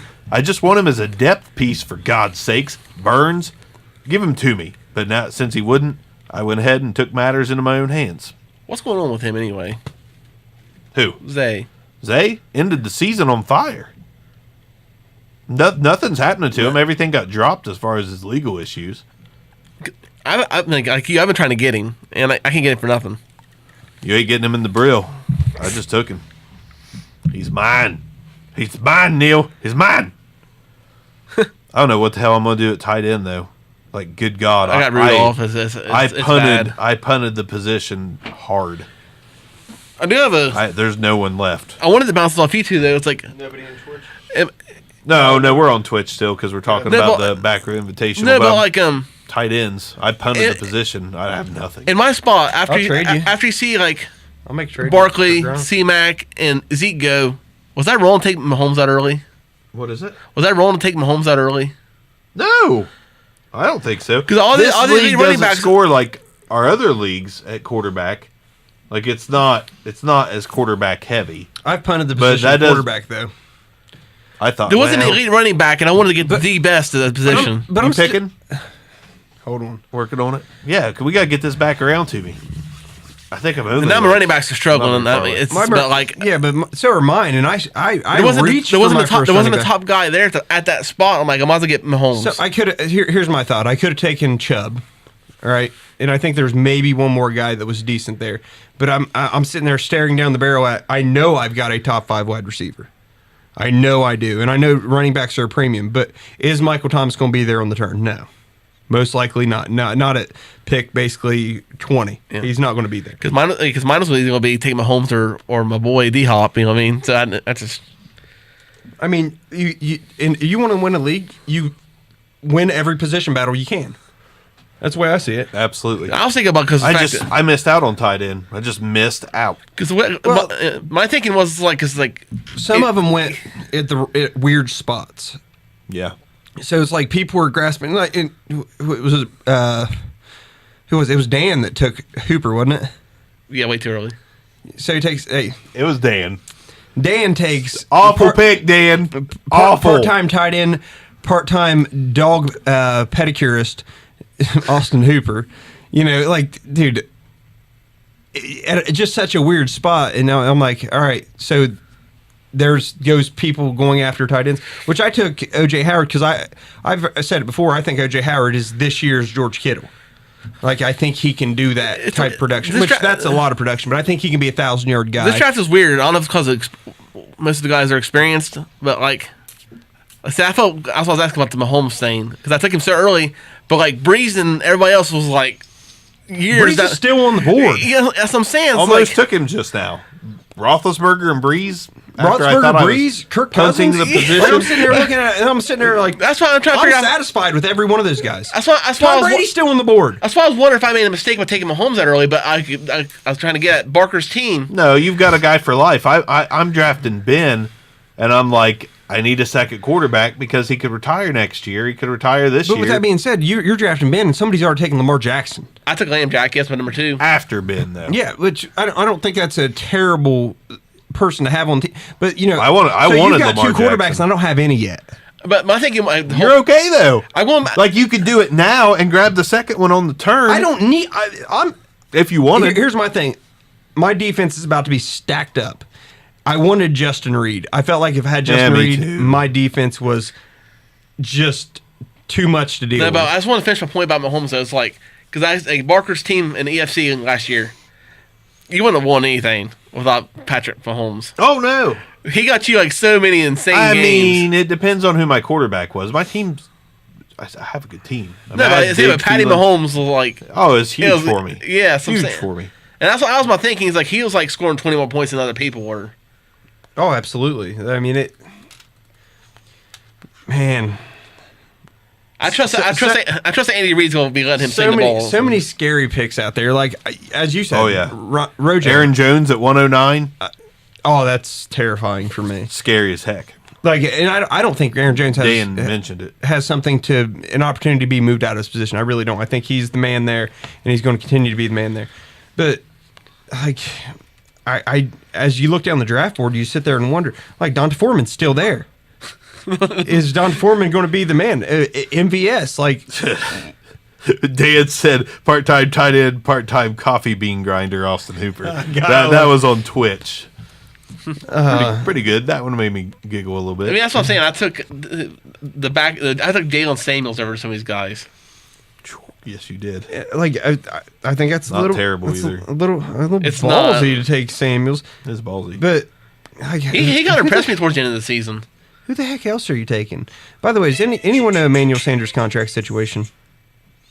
This is his last I grabbed year. him already. This is his last year. I'm not talking about for Emmanuel Sanders. I hate you. I hate you. Deshaun Hamilton, welcome to the Sublime Time Players, I baby. hate you. I'm not big on Hamilton. Look, see, he's like the contingency plan for Sutton because I think they're both good, but whatever. Screw you. I think Arms. I'm get home. Screw you. I think Arms. I'm both of leaving. them, either one of them can succeed. I just don't know which one. And my thing is, I've got to start addressing wide receiver because I like James Washington. I do too. But Maybe Maddie took him that fast too. But I even called it. I said, "Here's a reach. I know it. I get it. It's a reach." But I felt like if I didn't take him there, he was gone soon. Like since we're talking about our league, Yeah. So we're sitting here. My team. I basically I won't say punted running back, but I kind of let running back go for a while. I'm right there with you. I went wide receiver. So I got Thomas and Thielen, and then I believe my next round I went O.J. Howard. No, I went Devonta Freeman, then I went O.J. Howard. No, you went Van Der Esch. Did I go Van Der Esch in third? Freeman, Van Der Esch, O.J. Howard, Wagner, Okay. Collins. Yeah, so get O.J. Howard, get Bobby Wagner, get Landon Collins. So And Buda Baker. Buda Baker. Like I've got two top five if they play the full season, two top five safeties. Christian Kirksey is my third linebacker, and honestly, playing a full season, I'll take Christian Kirksey as a top 10 linebacker all day. So I've got two top five-ish. I guess, excuse me, is number 4 and number 6. But another miss would have been Laquan Treadwell that everyone was super excited about. Cordero Patterson, everyone is super excited I about. like Cordell Patterson as his role. The hilarious thing about it is for Minnesota, if the only receivers you were never excited about succeeded. Think about it. Diggs, Thielen. Who was ever excited about Diggs or Thielen? Nobody still is. I'm not excited about Diggs, but he's still solid. Oh, I was pumped to get Thielen in the second round. It's like I took Lockett. I'm not excited about him, but it's like he's good. But I think I got the wide receiver 6, wide receiver 8. Like I'm all about winning the whole position battle. I've got, defensive end number 1 last year. Van Der Esch, I think he's got the ability. He took Pettis. Huh? I didn't realize he took Pettis. I'm a little jealous of that. Who? I wanted Pettis. You took Pettis. Where? 7-12? Never mind. That's No, dude, I traded it. That's freaking Oh, okay. Foster took him. I wanted Pettis too. Foster. But Y'all taking my picks. I'm still sitting here looking at like a feasible quarterback. This is why I tell people wait on quarterback. Oh yeah. I actually do. I took Ben too early. Like, someone's but gonna be pissed I off. wanted him. They would be pissed off in my position. Like, oh, gotta take Matthew Stafford. He's the 18th quarterback off the board. I'm fine with taking Matthew Stafford as 18th quarterback off the board. If I didn't take Patty first round, I might have waited all the way to Andy Dalton. I'm serious. I think Andy's gonna have a good year. The difference between Patrick Mahomes and the second quarterback or third quarterback is pretty big. It's insane. But the difference between, let's say, And he was a second-year player. That's another reason. Right. First-year starter. I got him and Lamb Jack. Not locked wrong up. to take him I don't out think early. I don't think you made a mistake there. But No. you go from the fourth quarterback to the 15th quarterback, or even the 20th quarterback. It's not a chasm. It's not a change your team level of difference in play. Now you might get a player with regression. This happened to me in a different league. I held on to Stafford for like 4 weeks. I lost 3 of those games. Like Stafford did basically nothing for the first half of the season. So I finally had to make a move. But shoot, I'm not concerned about taking a quarterback early, and I'll wait on quarterback time and time again because if everyone wants to take their backup, and I still end up with the 20th ish quarterback. Yeah, I'll take Kirk Cousins in round 25. There we go. There we go. Like, why would I be Absolutely. upset about that? Right, Tom Brady. Okay, I got a 1-year rental. What if I win the freaking championship this year? 3 years if he wants to say he plays You on know, 45, whatever okay, it is. But he plays at a high level still. I know he's old. This is what happen. This is the type of thing that happens to someone who gets Tom Brady in the 20th round and they win the freaking championship because the rest of their team. Breeze, like it's like how I got in the playoffs in the red zone. It's like I have Breeze and I got him real late. Dan said Deshaun was my pick too. Arms killed me, and I'm up next. I love you, Dan. Oh, it sucks getting sniped, man. It just sucks. Is everybody happy that Flacco's thrown to him?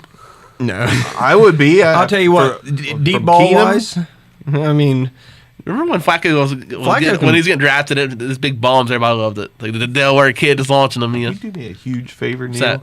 Will you put that in the fridge and grab me a natty just because that's not cold?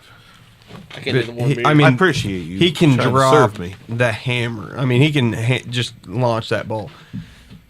Still, speaking of launching the ball, you're gonna have to push on the back of it. It seals real tight. Speaking of launching the ball, like complete homer a thought in my mind, but God, I still want to see Cardale Jones play for an NFL team. I never have liked him. Oh God,